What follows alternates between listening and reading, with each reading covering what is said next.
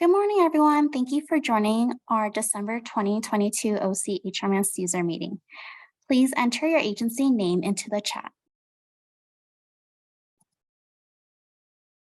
We will discuss the following topic items in today's meeting: OC HMIS policy and procedure updates, the 2023 HIC and shelter PIT, LSA corrections, user recertifications, BitFocus email update, New Clarity login screen note, Happy Fox updated link, proposed changes to data elements, project setup form update, CES pregnancy fields, updating client contact, current living situation, street outreach data collection and exit process. And we'll discuss the data and performance management meeting agenda. And we have a holiday announcement. We'll leave some time for a Q&A and stay online for some office hours. Erin, can you get us started? Sure. Good morning, everyone. We had a couple of updates to the HMIS policies and procedures that we wanted to share with all of you. The first is that a new data integration policy has been approved by the COC board. So data integration is the exchange of data between other case management softwares and HMIS. This is not related to any exports or any reports that you pull from HMIS for your own agency needs. This is linking data between two case management softwares, one of them being HMIS. So this update mostly won't apply to your agency since you are already participating in HMIS, but requests for data integrations must be submitted through the data integration form. And then these requests are decided by the COC board as well as the COC lead and the HMIS lead, which is 211. And so the main way this may impact your agency is there could be a request from an outside entity to export data from HMIS that could potentially include other agencies' data. It just depends on the request. And so just notifying everyone that those requests are all approved through this process in the COC board as well as 211 in the COC lead. Next slide. The next new policy is a data breach policy. So data breach is any unapproved access to data that is from HMIS, and so that can look like a lot of different things. So some potential data breaches that could occur at your agency are sharing agency HMIS accounts and passwords, sharing client identifying data with anyone that isn't approved to see that data from HMIS, sharing client data over email without it being encrypted or otherwise protected, or leaving client files like paper files in an unsecured location. So it doesn't just have to be someone, hacking into HMIS. It can be a lot of different things.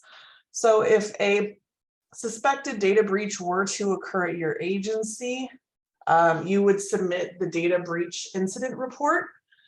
And it's a really quick form. It just kind of outlines what happened and what your agency has done so far to mitigate the data breach. And then the HMIS team will review it, and we will let you know if there's any other actions that you should be taking to mitigate the data breach. And the form also includes, is this specific clients or is it potentially any of your records in HMIS? So you would include that as well.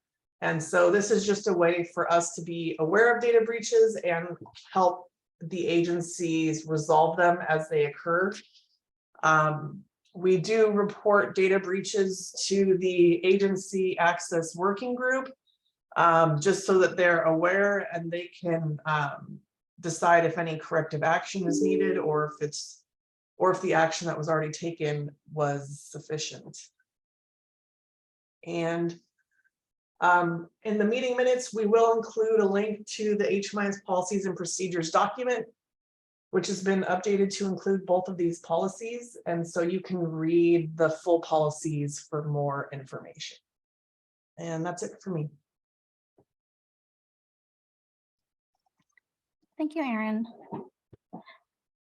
The 2023 hit and shelter pit is just around the corner, so the HMIS team wanted to provide a brief overview for agencies to prepare for next month. Agencies with the following project type: emergency shelter, transitional housing, rapid rehousing, PSH, and other permanent housing, whether or not the projects are in HMIS, will need to submit hit pit forms and data. What you can do now is review your data and ensure it's accurate. Active clients should be enrolled in your projects, and inactive clients should be exited. Projects that you operate should be set up in Clarity or a comparable database. Inactive projects should be closed out.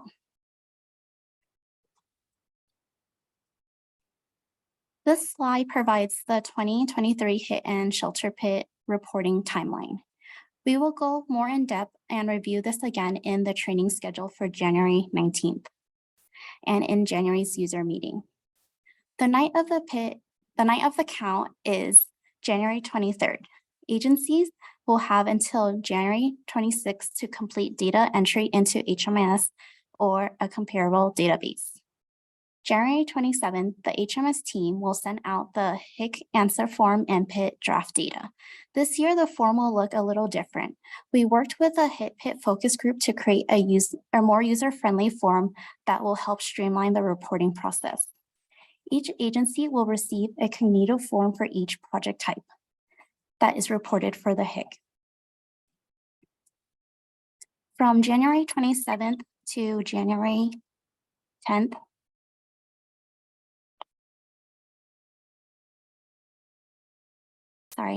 from January 27th to February 10th, the agency will review and correct HIC answer form and PIT data as needed. On February 10th, agency will submit the final forms to 210C. The next phase between February 13th to March 15th, 210C HMIS team will work with each agency to collect additional information or make corrections as needed. Starting March 16th, the HMIS team will enter data into HDX. On March 24th, the HMIS team will then provide each agency with a copy of the data entered into HDX, and agencies have until March 31st to confirm the final data is accurately entered. During this last phase, there won't be any corrections to the data itself, but instead the agency admins will be confirming the HDX data is matching the data that was submitted in the final HIC answer form.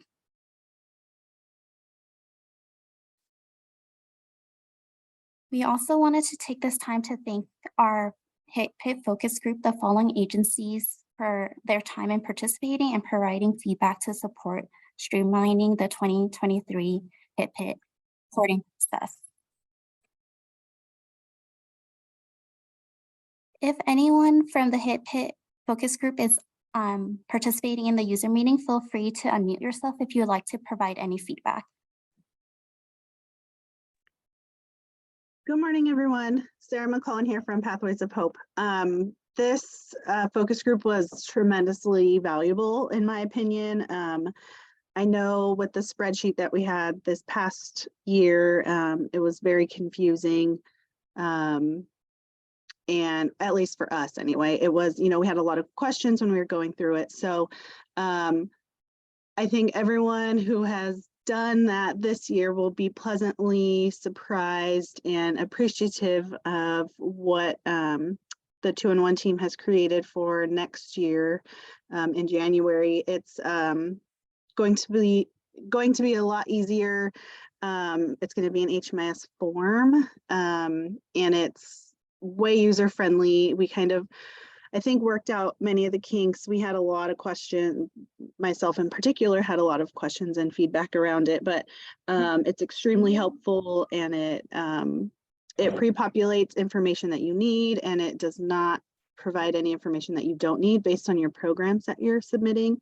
So it's very much more user-friendly, and the focus group was wonderful in training us and having us go through it and practice in real time. So in January, come the Hick and Pitt actual count, I think our agency will be set to go, and we may not really have too many questions. But all that to say, my plug is, if 2-in-1 continues to do this focus group every year, I encourage everyone, at least your HMIS admins on this call, to join that focus group, because it's tremendously helpful.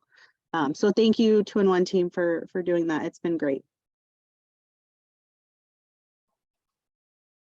Thank you, Sarah, for sharing that. And we just want to thank, again, our HIT focus group for your time. We really appreciate your feedback. It really helped us with creating a more user-friendly form. And then I just want to take a quick pause in case anyone had questions about the HIT and PIT. I'm going to just go back to our timeline just so you guys can review that, and please mark on your calendar January 19th at 10. We'll have a training to go more in depth.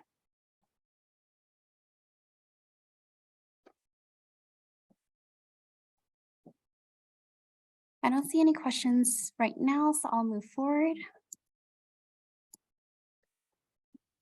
For the LSA, we want to thank everyone for your support with corrections and providing explanations for the flags that we're receiving in the LSA. The LSA reporting is still continuing, so we will reach out for a second round of corrections. Usually in the second round, we will be asking agency admins to help us with provide explanation for the LSA flags. So please continue to work with our data analyst team to provide explanation for the flags that we're getting for LSA.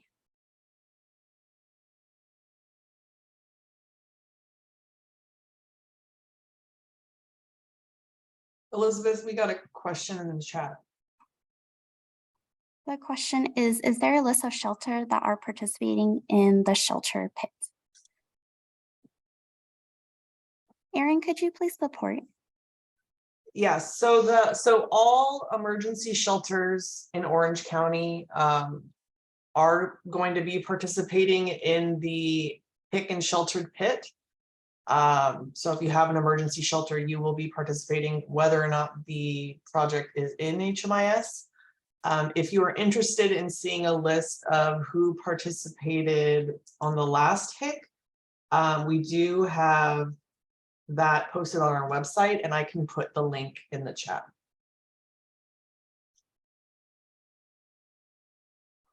Thank you, Erin.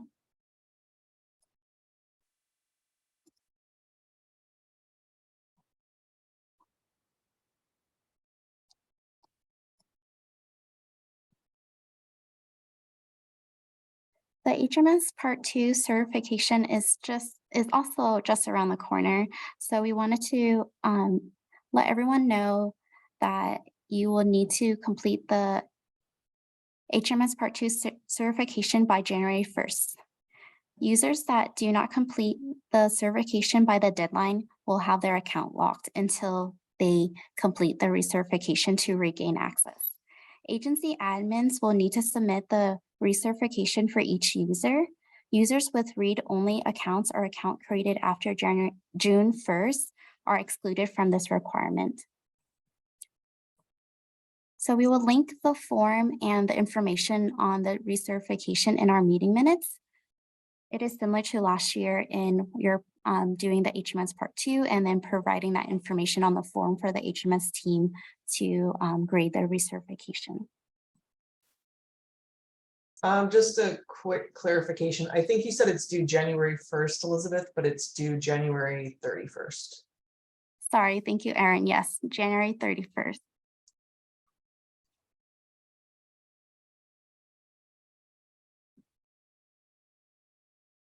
I don't see any questions, so we'll move forward.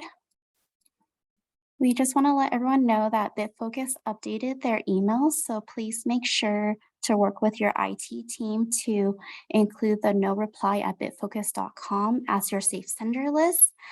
This is to ensure that you continue to receive schedule report and notifications.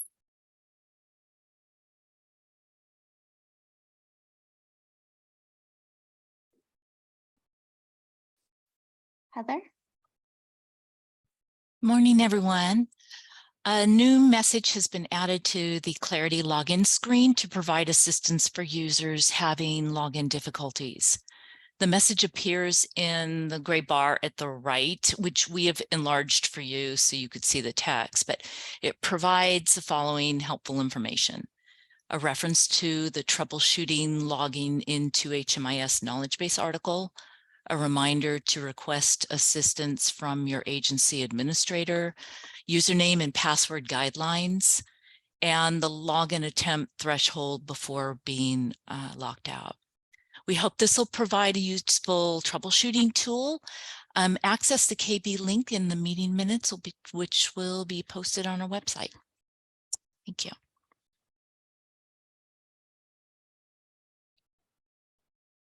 Thank you, Heather. Diana? Good morning, everyone. Just wanted to give everyone a quick informative slide regarding some updated links for the ticket submission and the KB articles. The security certificate was updated for both the ticket submission page and for all knowledge base articles. If you get an error when loading the links from the OCHMIS website, please clear your browser cache and try the link again. If you've bookmarked any of these pages, you'll need to update the links with the following websites for the ticket submission and knowledge base articles. Okay, next slide, please, Elizabeth. We wanted to give everyone a quick reminder regarding the proposed changes to the data elements. HUD is currently accepting feedback for changes to the following data elements, and you have until December 16th to submit a help desk ticket to us regarding any feedback you may have regarding race and ethnicity data elements being combined, the preferred language data element, which is new, and then the gender data element that is going to be broken into 2 sections. For changes, for additional information on these changes, there's a link at the bottom of the slide that we will also provide in the meeting minutes. Okay, next slide, please, Elizabeth. And then we have a project setup form update. The agency project setup form has been updated to include a new warning. The warning will appear when COC or ESG funded funds are selected for a project type that is not allowable. Please refer to your grant funding to ensure that you select the correct funding source. So as you can see on the right-hand side, the 2 highlighted yellow sections are the warnings that will appear if you select the incorrect funding source.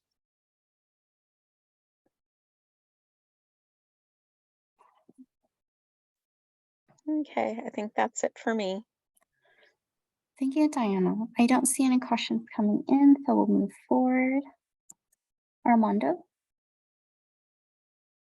Hi, good morning, everybody.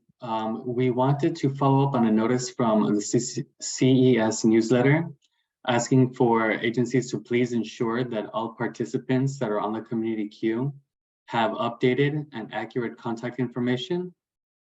If the participant does not have contact information, the current case manager or the alternate contact information can be added in its place.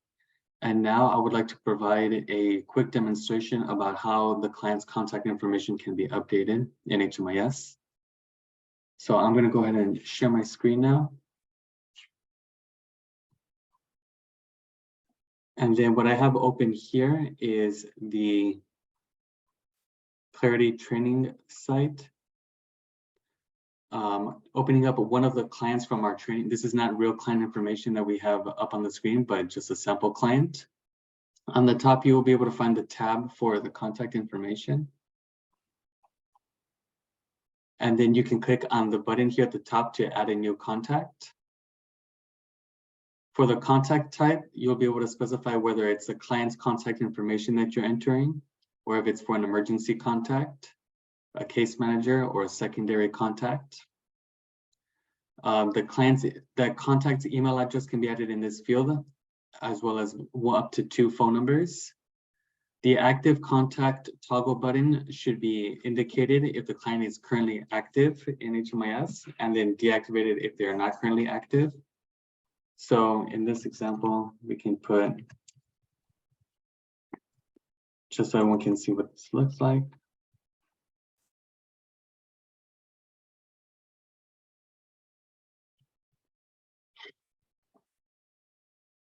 It can be indicated whether this is private or not, and then the contact date should be specified as the date the contact information was provided.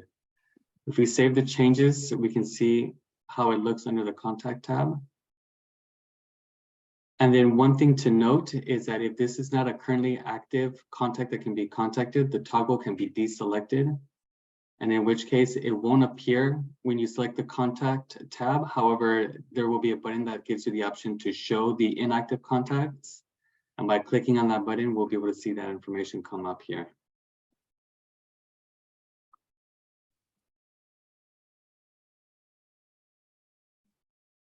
Okay, and that concludes the demonstration for this. If there are any questions about how to update this information, please feel free to add your question in the chat window.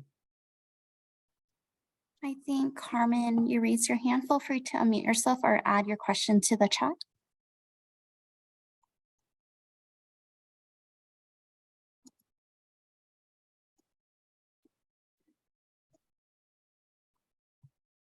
And then just to confirm, can everyone see the screen, the PowerPoint screen again?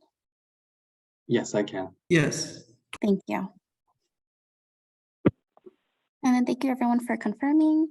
If you do have a question, feel free to add your questions in the chat or unmute yourself. If not, you can ask your question during our Q&A. So I don't see any questions right now, so we'll move forward. I saw Carmen's question come up in the chat. What is an example of when you would delete the contact? There wouldn't, there is the option if you hover over the contact information to delete it. However, it might be more efficient to just update it as no longer active so that contact information is still preserved in HMIS. However, the option to delete the information does exist. So to answer your question, Carmen, that might be on an as-needed basis or at the discretion of each agency. You're welcome. For the case manager contact, it would only be contact that isn't connected to HMIS versus entering in care team contacts. I think what you're asking, Sarah, in your question is how would the contact type be specified? Again, any of the options that come down or come up in the drop-down pick list, whichever specification best kind of captures who exactly that contact person is for the client, that would be the selection that you would make from that drop-down list. And you'll also notice in that same window or the same screen that we demonstrated, there is a note section at the very bottom. I can share my screen if it's helpful, but you'll see there's a note box at the bottom where you can enter any specifying or clarifying notes, just to kind of give some context about who is being listed for that client's contact, if it's information that would be helpful for other agencies to reference or be aware of.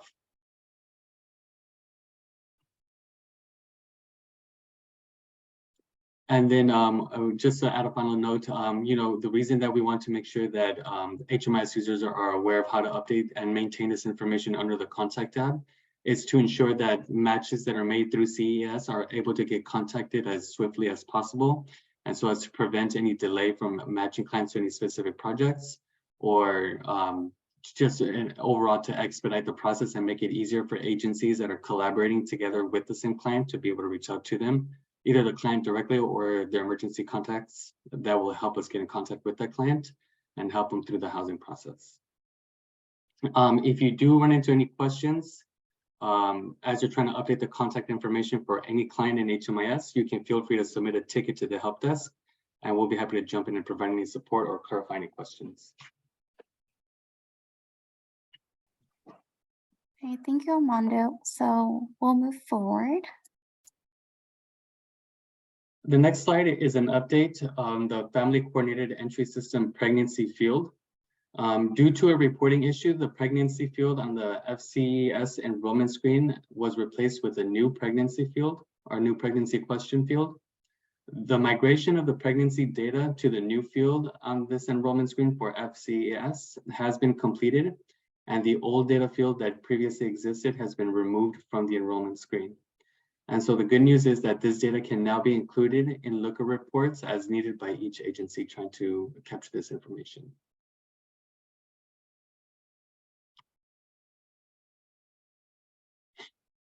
And that concludes my updates. Please let me know if there's any questions in the chat. Thank you, everybody.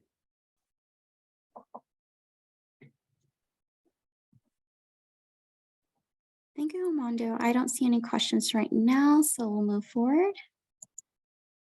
Andrew? Hi, everyone. Good morning. The HMIS team wanted to provide a friendly reminder regarding current living situation assessments.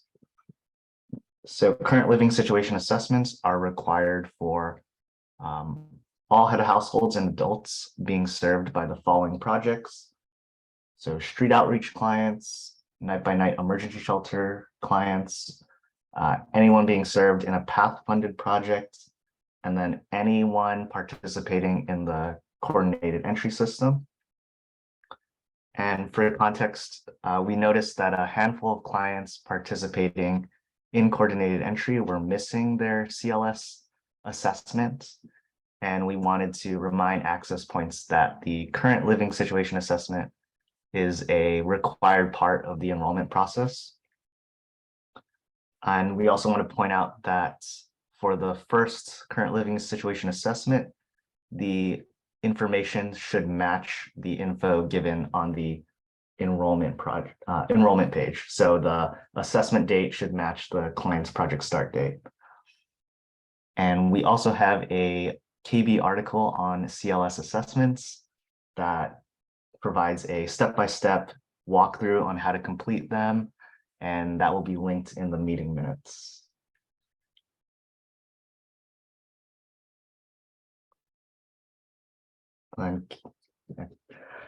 And for clients that are continuing to be served, subsequent CLS assessments should also be completed in the situations listed in the table below. So for most projects, it's after every contact, but I want to point out that for a coordinated entry system, clients should also have a CLS assessment recorded at least every 90 days.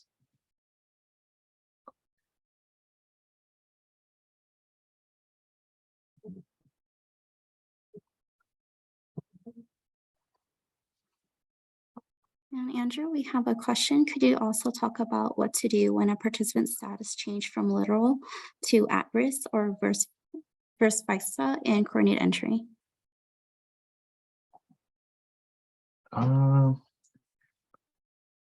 I can help out with that one. So if a client status changes from homeless to at-risk or from at-risk to homelessness, we have requested that the agencies exit the client from the coordinated entry system and then re-enroll them with their new status. And the reason for that is because the housing opportunities that they're eligible for has changed, and also the coordinated entry process is a little bit different. So if the client is homeless, that's the process that most of you are familiar with. They do the enrollment, they do the CES assessment, they get housed with an opportunity. There's a separate process for prevention clients or clients that are at risk of homelessness. So they still do the enrollment, but there's a separate assessment for prevention that has to be completed so that they can go through that process. So that's, it's a little bit different if their living situation changes from homelessness to at risk, but if the client is going from one homeless situation to another, then you would just do a new current living assessment.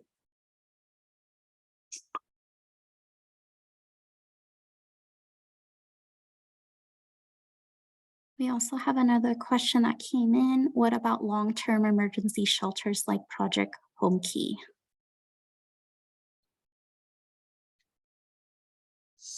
So if they're staying, if it's an emergency shelter, it's still a homeless situation. It doesn't matter if it's a little bit longer term. And then so you would only need to complete the current living assessment every 90 days if the client remains in the coordinated entry project for that long. And it would just, the current living situation would be emergency shelter still.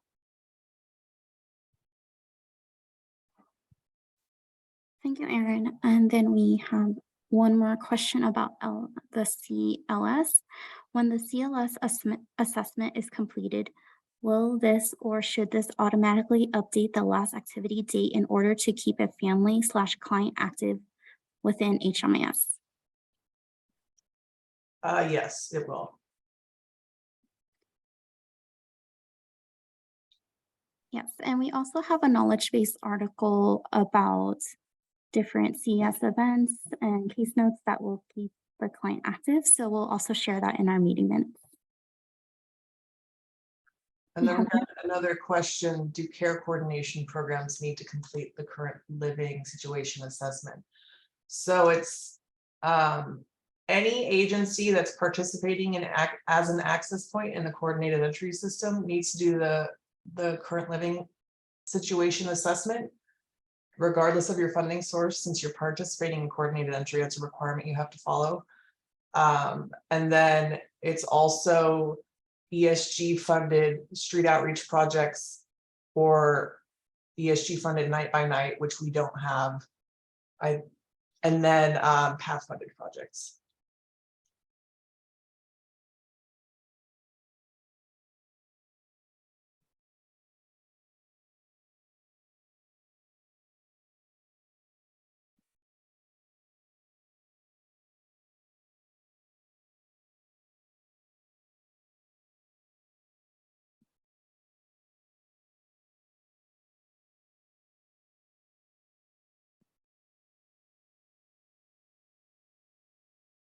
We got another question. Do we have an index or table of content for that's covered during the user meetings?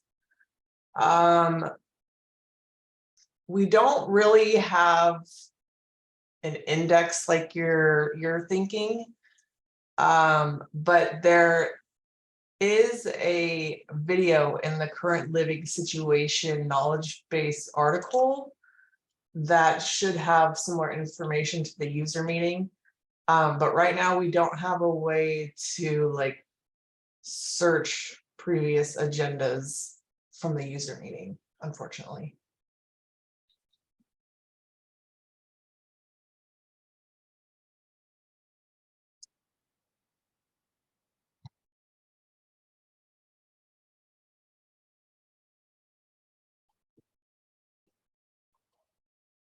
Okay, thank you, Erin, for your support with the questions. I don't see any more questions coming in, so we'll move forward.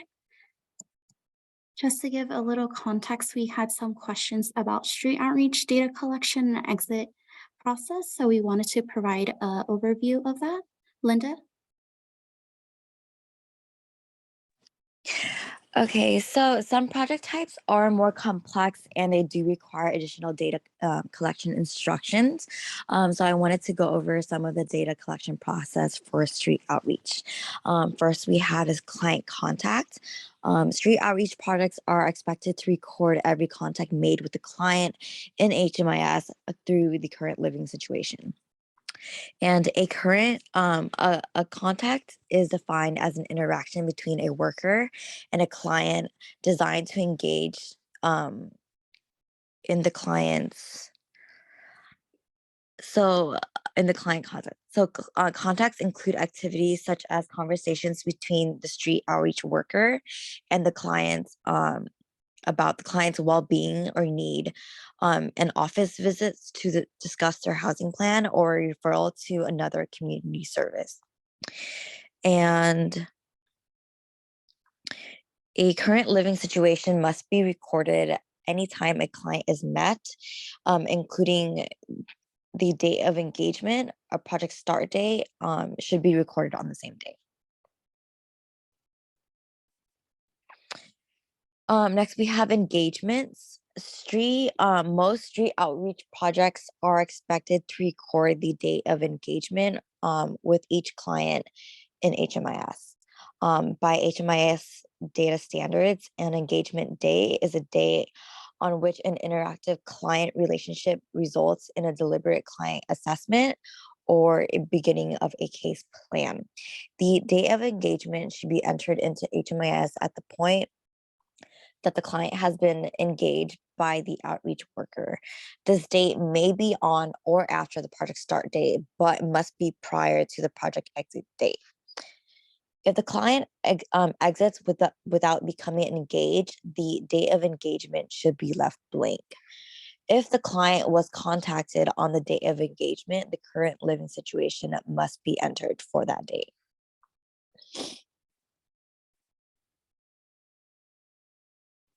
Next, we have data quality. Reporting on data quality for street outreach projects is limited to clients with a date of engagement.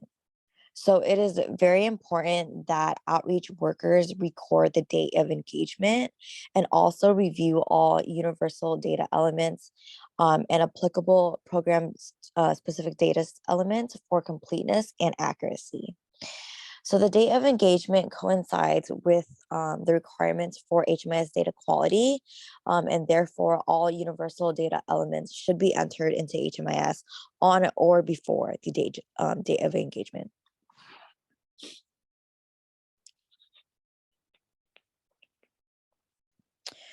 So I also wanted to go over the process for project exit.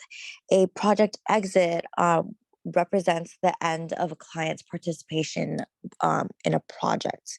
So this consistently across all street outreach projects, and some of the reasons to exit a client will include that the client has entered another project type, transitional housing, permanent supported housing, or otherwise the client has found housing. If the client is engaged with another outreach worker or project. If the client is deceased. Another one would be if their outreach worker has been unable to locate the client for an extended period amount of time, and there were no contacts recorded in the current living situation for that period.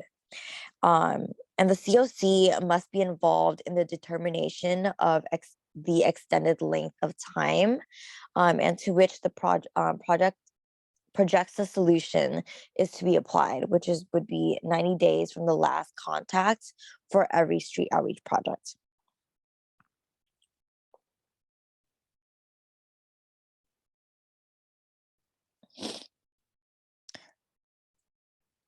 So one of the measures that our COC reviews in the project performance report is the length of stay, and then also HUD reviews the successful permanent successful placement from street outreach, and also successful placement in or retention of permanent housing within their system performance reports. So for these reasons, it is important to know at what point a client enrolled in the street outreach project should be exited, because it will vary depending on their destination. So it is important to exit clients from street outreach projects where have they, when they have been housed in the project, they were referred to with the exit destination of the appropriate project type. Clients enrolled in street outreach projects should be exited in the following manner. If the client is referred to emergency shelter or transitional housing project, the client should be exited on the date the client enrolled into the emergency shelter or transitional housing project.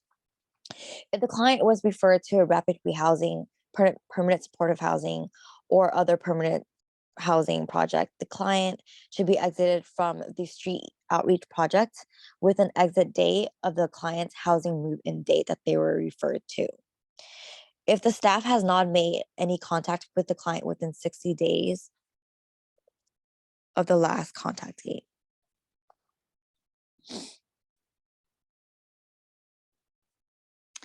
So this is a visual representation of how the client's enrollment should look like in HMIS.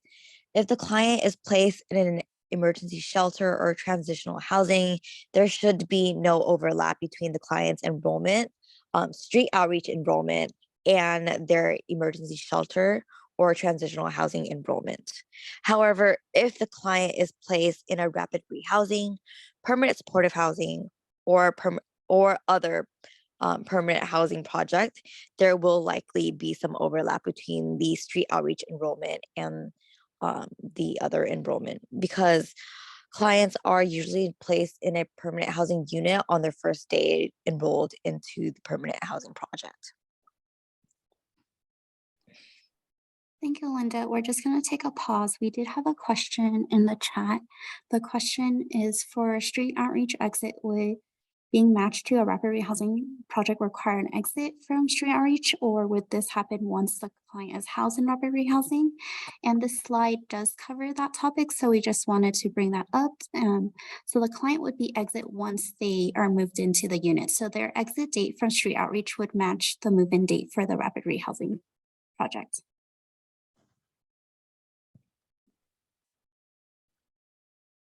I also wanted to add one point about if a street outreach enrollment is being exited because there's been no contact with the client for 60 days, the exit date for that client should be the date of their last service, not whatever day it is that you're exiting them. So just, you'll have to go into the enrollment and check the service date, and that would be the exit date.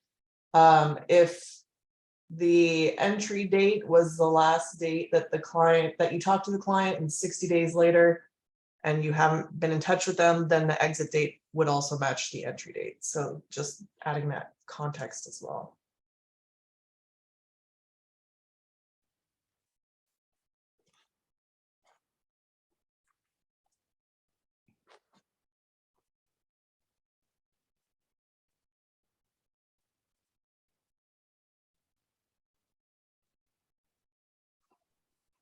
We have a few more questions that came in. If the data specialists are keeping CLS updated for street outreach, is it possible to have an automatic program exit if there is no CLS within 75 days? 75 days to allow for the receipt of late HMIS exit forms. Technically, yes, we can, if you're interested in setting that up for your projects. We don't necessarily recommend it, because if a client is auto exited from the project, all of the exit data is blank. The data does not cascade over from the enrollment screen. So that's why we don't usually do that.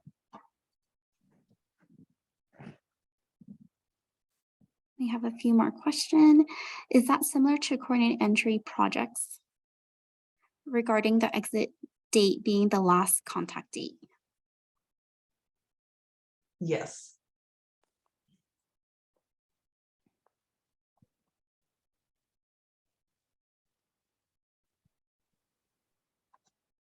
And then we have one more question.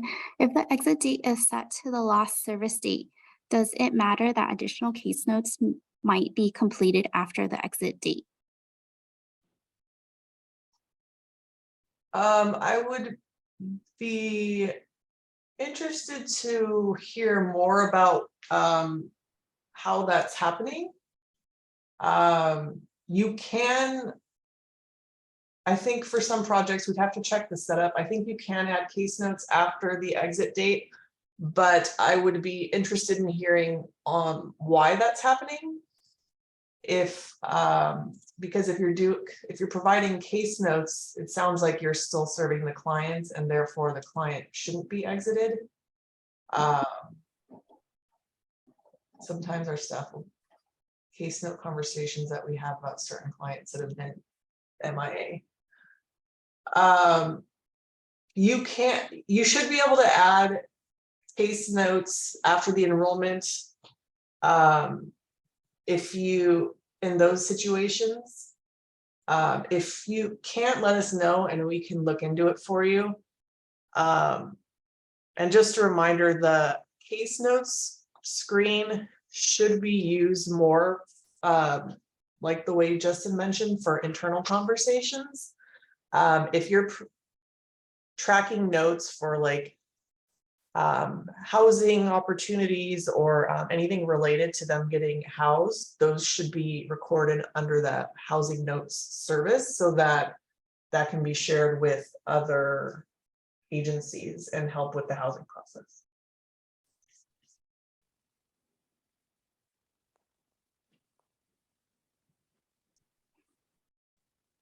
Thank you everyone for your question, and thank you, Erin, for your support. Linda will move forward.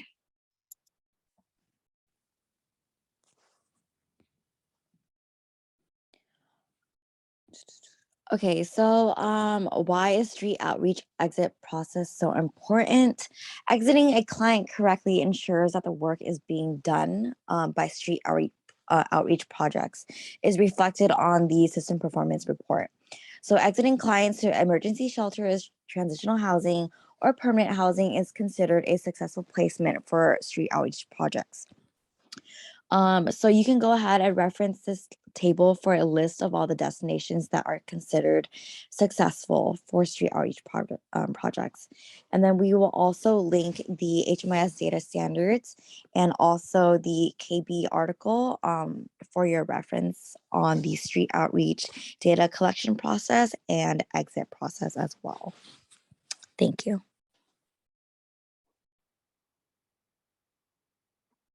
Thank you, Linda. Heather? The data and performance management meeting will be tomorrow, Thursday, December 8th from 1:30 to 3. And the agenda will be the data quality plan and the transitional housing project performance report. You can use the link here to access the meeting. Thank you, Heather. We'll also be sending out a newsletter so that you guys have the project performance report to review and also the meeting link. Heather? And in observance of the Christmas and New Year's holidays, the help desk will be closed on Monday, December 26th and Monday, January 2nd, respectively. We'll be back to serve you on the following Tuesdays, which are December 27th and Tuesday, January 3rd.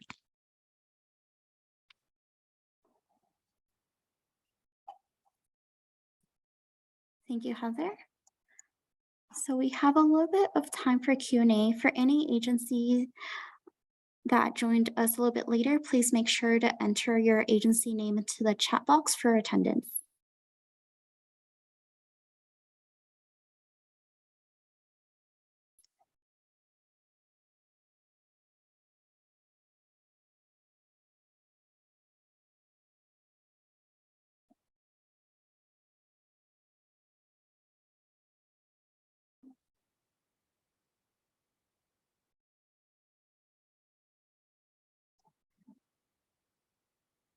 So we have a question about the KB link. We're gonna ask if you could submit a help desk ticket so that we can look into that further.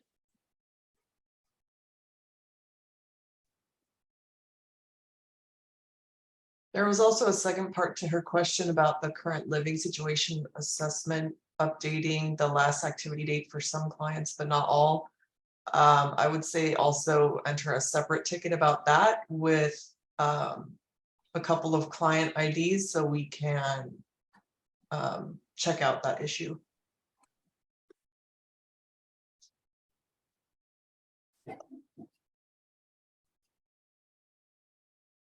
We have a question about the research certification training link.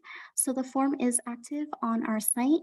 We will also include that information in our meeting minute and recap. And then we have a question if we could share the meeting link for tomorrow's data meeting. Erin has included that link in the chat. We'll also be sending out a newsletter today with that meeting information.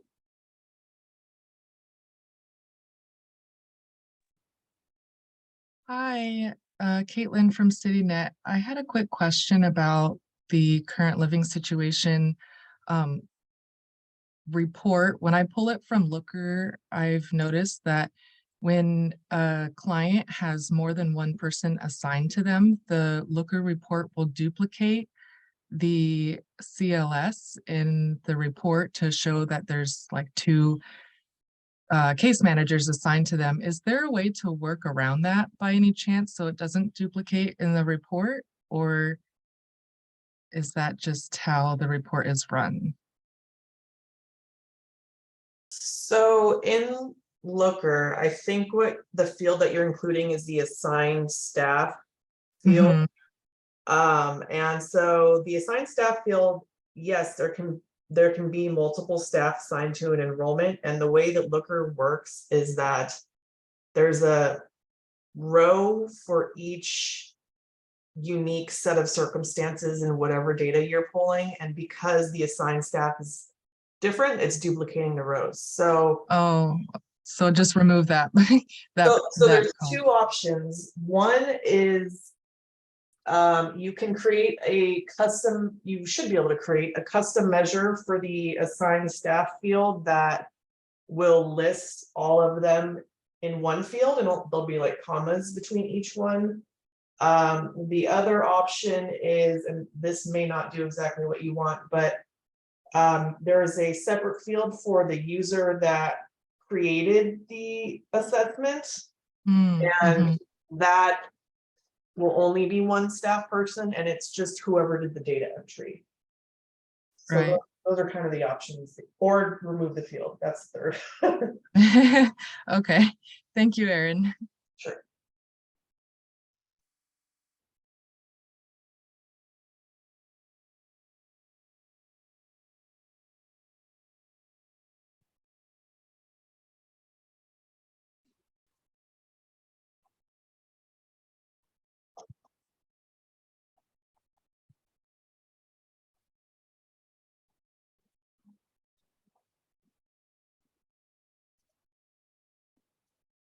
It looks like there was a clarifying question.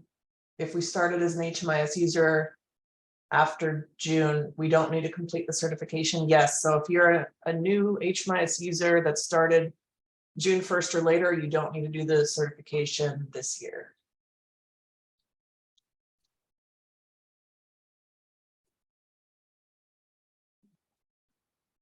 And then we just had a question come in about street outreach. Do street outreach programs have an exception for entering exit within 3 days? The 3-day window, or street outreach exit for street outreach exit if an exit was backdated to the last service date due to no contact? Would that conflict with the window frequently?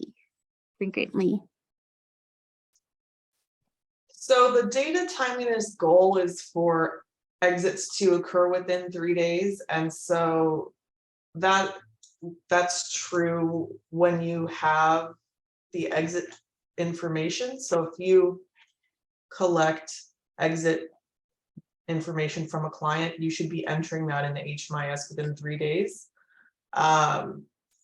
Unfortunately, street outreach clients, their enrollments can be a little bit more tricky because there's no set time that you're going to be working with them. So, and we don't want to create unnecessary enrollments. So that's why we allow the client the enrollment to remain open for 60 days in case they return. So for those clients, yes, the data timeliness is going to be longer than 3 days, but that's just kind of the expectation with street outreach, since they, you know, the clients are a little more mobile.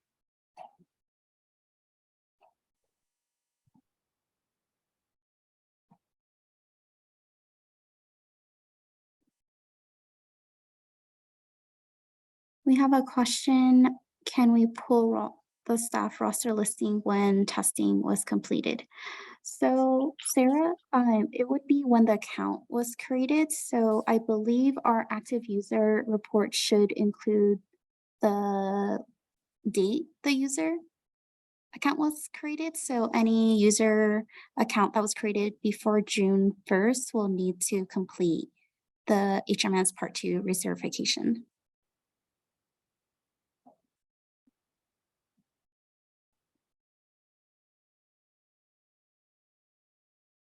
Yes, that the agency active users report I just checked, it does have the staff added date.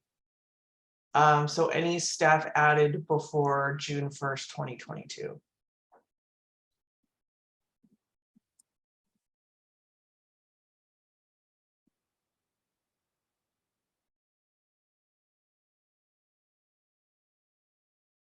We have another question that came in. Can you confirm the CLS exit date should be the date of last contact? If the client disappears or you lose contact with them, then yes, it should be the date you last were in contact with them. That doesn't apply if they've been housed in a unit through the coordinated entry process or otherwise.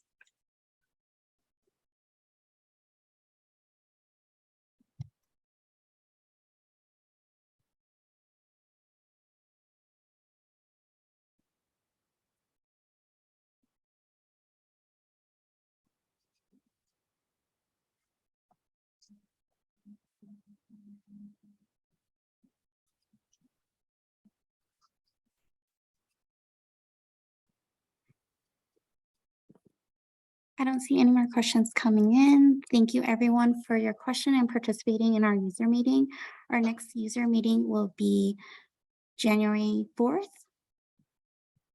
So thank you and have a good day. We'll stay online a little bit longer for office hours if anyone has questions regarding HMIS functionality.